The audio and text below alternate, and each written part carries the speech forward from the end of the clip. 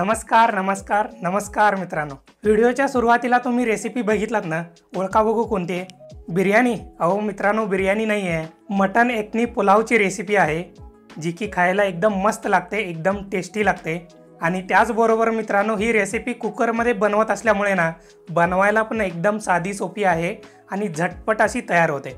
आता या यखनी पुलावमध्ये ना बिर्याणी सारखी ग्रेव्ही वगैरे काहीच नसते, तरी सुद्धा खायला एकदम मस्त लागते। मित्रांनो, हा यखनी पुलाव ना मटणाच्या सूपमध्ये बनवला जातो। मटणाचा सूप कसा तयार करून घ्यायचा, म्हणजे यखनी कशी तयार करून घ्यायची आणि त्याचबरोबर मसाल्यांचा अर्क कशा पद्धतीने काढून घ्यायचा, ही संपूर्ण प्रोसेस या व्हिडिओमध्ये तुम्हाला सांगणार आहे। तर हा व्हिडिओ तुम्ही शेवटपर्यंत नक्की बघा। चला तर मग बोलण्यामध्ये जास्तीचा वेळ न घालवता फटाफट रेसिपीला स्टार्ट करूया। हो, पण त्याच्या आधी चॅनलला सबस्क्राइब करा, लाईक करा आणि कमेंट करायला विसरू नका। चला फटाफट रेसिपीला स्टार्ट करूया। तर मित्रांनो, सगळ्यात आधी मी इथं घेतलेले 2 वाटी बासमती तांदूळ। या बासमती तांदळाला अगदी स्वच्छपणे धुवून घेणार आहे। तांदळावरती असलेला जो स्टार्च असतो ना, तो चांगला निघून गेला पाहिजे, तोपर्यंत 3 ते 4 वेळा या तांदळाला स्वच्छ असं धुवून घ्यायचं आहे।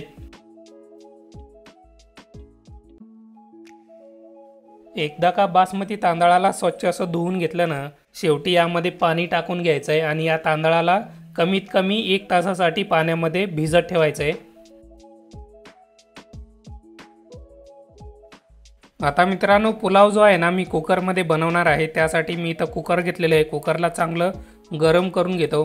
एकदा का कुकर चांगल्या प्रकारे गरम झालं ना, आता यामध्ये 3 चमचे तूप टाकून घेतो। एकदा का तूप पण चांगलं कडकडीत असं गरम झालं ना, आता यामध्ये अर्धा चमचा जिरे टाकून घेतो। जिऱ्याबरोबरच अर्धा चमचा सोप टाकून घेतो। त्याचबरोबर यामध्ये खडे मसाले टाकून घ्यायचे। 1 मोठी इलायची, 1 चक्री फूल, 1 इंच दालचिनी, 8 ते 10 काळी मिरी, 4 हिरवी इलायची, 8 ते 10 लवंग, 2 तमालपत्र।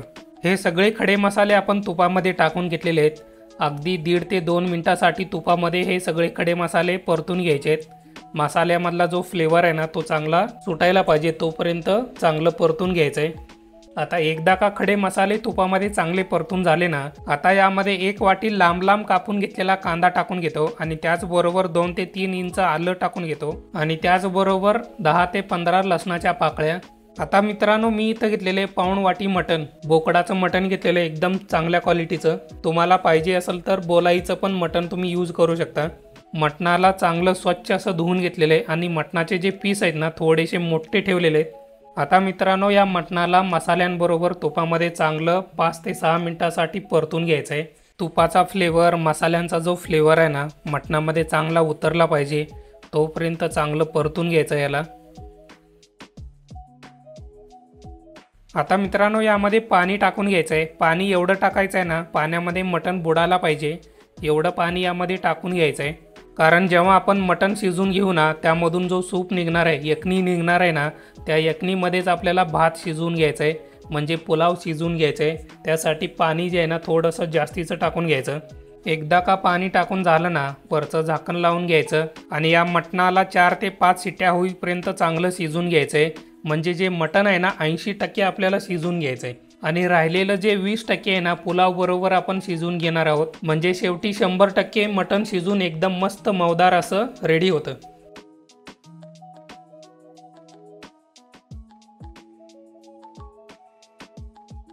तर मित्रांनो, तुम्ही इथं बघू शकताय 5 शिट्ट्या मी लावून घेतलेले आहेत। आता जे मटण आहे ना, 80% शिजून रेडी झालेले आहे आणि यखनी म्हणजे मटणाचं सूप पण एकदम मस्तपैकी तयार झालेले आहे। आता मित्रांनो, या कुकरमधून मटणाचे पीस मी वेगळे काढून घेतो एका प्लेटमध्ये आणि त्यानंतरनं हा जो सूप आहे ना, म्हणजे यखनी गाळून घेणार आहे आणि त्यामधून मसाल्यांचा जो अर्क असतो ना, तो पण काढून घेणार आहे। आता ते कसं करून घ्यायचं हे पण आपण बघून घेऊयात। आता मी इथं घेतलेले एक गाळण म्हणजे चाळणी घेतलेले, या चाळणीमधून हे गाळून घेतो मी सूप। आता मित्रांनो, अशा प्रकारे मी चमच्याने थोडंसं त्याला दाबून घेतो, म्हणजे मसाल्यांमधला जो अर्क असतो ना, तो खाली यखनीमध्ये पडेल। आपण यामध्ये टाकलेला कांदा, लसूण, आलं, मसाले कुकरमध्ये चांगले मऊदार असे शिजलेले आहेत। थोडासा जरी वरून चमच्याने दाब दिलात ना, तर चाळणीच्या खालून अर्क निघून जातो। आता थोडंसं पाणी पण यामध्ये टाकून घेतलेलं आहे, म्हणजे संपूर्ण जो अर्क आहे ना मसाल्यांचा, तो पण निघून जाईल। तर मित्रांनो, तुम्ही इथं बघू शकताय अशा पद्धतीने एकदम मस्तपैकी आपला मटणाचा यखनी रेडी झालेले, म्हणजे मटणाचा सूप रेडी झालेले। त्यामधून अर्क वगैरे आपण मसाल्यांचा चांगला काढून घेतलेला आहे। एकदम मस्त सुगंधित असा झालेला आहे। आता मित्रांनो, मगाशीचा जो कुकर आहे ना तोच मी इथं वापरतोय। चांगलं गरम करून घेतलेलं आहे। एकदा का कुकर चांगला गरम करून झाला ना, आता यामध्ये 4 ते 5 चमचे तेल टाकून घ्यायचं आहे। तेलाला पण चांगलं गरम करून घ्यायचं आहे। आता मित्रांनो, यामध्ये अर्धा चमचा जिरा टाकून घ्यायचा आणि त्याचबरोबर यामध्ये कांदा टाकून घेतोय मी इथं। 2 वाटी कांदा आहे, चांगला लांब लांब असा कापून घेतलेला आहे। आता या कांद्याला 7 ते 8 मिनिटांसाठी तेलामध्ये चांगला परतून घेणार आहे। कांद्याचा जो कलर आहे ना एकदम मस्त सोनेरी असा कलर आला पाहिजे।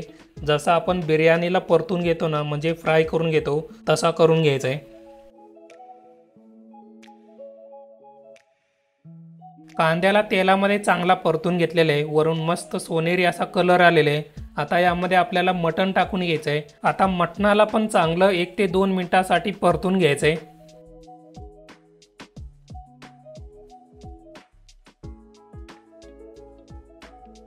मित्रांनो, आता यामध्ये टाकून घ्यायचं आहे 1 वाटी दही। या दह्याला पण चांगलं परतून घ्यायचं आहे, म्हणजे दह्यामधला जो कच्चा वास असतो ना तो निघून गेला पाहिजे। अगदी 2 ते 3 मिनिटांसाठी चांगलं परतून घेतलात ना तर एकदम मस्तपैकी दही परतून रेडी होतं आणि दह्याचा फ्लेवर जो असतो ना तो मटणामध्ये चांगला उतरतो।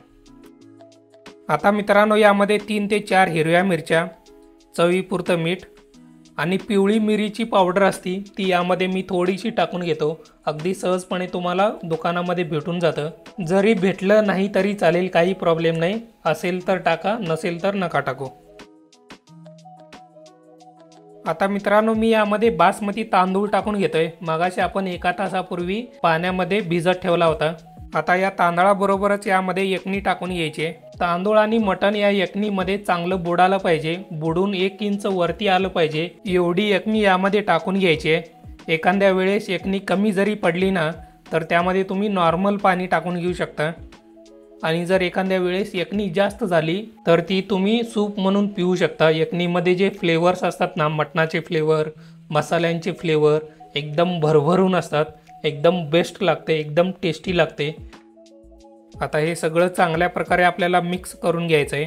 आता अजून थोडीशी मी यामध्ये यखनी टाकून घेतो, म्हणजे मगाशी सांगितल्याप्रमाणे तांदूळ आणि मटणाच्या वरती 1 इंच येऊन जाईल। आता तुम्ही इथं मीठ वगैरे चेक करून घेऊ शकता। गरज पडल्यास यामध्ये थोडंसं तुम्ही मीठ टाकून घ्या, तुमच्या आवडीनुसार, तुमच्या चवीनुसार।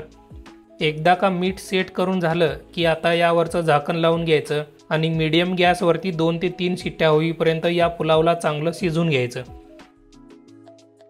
तर मित्रांनो, तुम्ही इथं बघू शकता एकदम मस्तपैकी आपला यखनी पुलाव रेडी झालेला आहे। 3 शिट्ट्या झाल्यानंतर कुकर मी तसाच ठेवला होता, कारण आतमधली जी वाफ आहे ना ती सेट होण्यासाठी आणि त्यानंतरनं थोडासा पुलाव जो आहे ना तो थंड करून घेतला होता। कारण गरम असताना तुम्ही जर पुलाव हलवून घेतलात किंवा सगळा मिक्स करून जर घेतलात ना तर तांदळाचे दाणे तुटतात। त्यामुळे पुलाव थोडासा थंड होऊ द्यायचा आणि त्यानंतरनं त्याला चांगलं मिक्स करून घ्यायचं। तर मित्रांनो, अशा प्रकारे मटन यखनी पुलाव आपला रेडी झालेला आहे। एकदम मस्त झालेले, एकदम टेस्टी झालेले, एकदम फ्लेवरफुल झालेले, फ्लेवरफुल। मटणाच्या सूपामध्ये ही यखनी पुलाव रेडी होते ना, त्यामुळे एकदम मस्त झालेले, एकदम टेस्टी अशी झालेले। एकदा का तुम्ही अशा प्रकारे यखनी पुलाव जर खाल्लात ना तर आयुष्यात कधी तुम्ही याची चव नाही विसरणार, एवढं नक्की।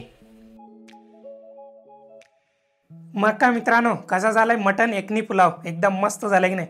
टेस्टला एकदम अप्रतिम झालेला आहे आणि त्याचबरोबर मटणाचे जे पीस शिजलेत ना ते पण एकदम मऊदार असे शिजलेले आहेत। तर मित्रांनो, तुम्ही पण तुमच्या घरी अशा पद्धतीने यखनी पुलाव एकदा नक्की तयार करा आणि मस्तपैकी एन्जॉय करा। चला तर मग मित्रांनो, जाता जाता रेसिपी आवडली असेल तर लाईक करा, कमेंट करा आणि ज्या रेसिपीज तुम्हाला आवडतात आमच्या चॅनलवरच्या त्या इतरांच्या बरोबर शेअर करायला पण विसरू नका।